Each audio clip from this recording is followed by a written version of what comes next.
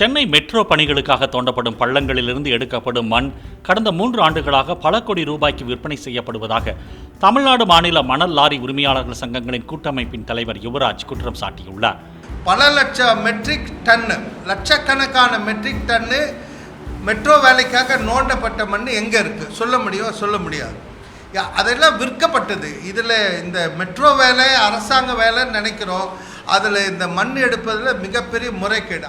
Metro rail பணிக்காக பள்ளம் தோண்டும் பணியை மேற்கொண்டு வரும் ITDC என்ற நிறுவனம் போலியான ரசீதுகளை தயார் செய்து மோசடி செய்வதாகவும் அவர்கள் மீது நடவடிக்கை எடுக்காமல் மண்ணை கொண்டு செல்லும் லாரிகளை கனிம வளத்துறையினர் சிறைபிடிக்கின்றனர் என்றும் யுவராஜ் கூறினார். இதனை கண்டித்து வரும் 15ஆம் தேதி முதல் மணல் லாரிகள் ஓடாது என்றும் அவர் கூறினார்.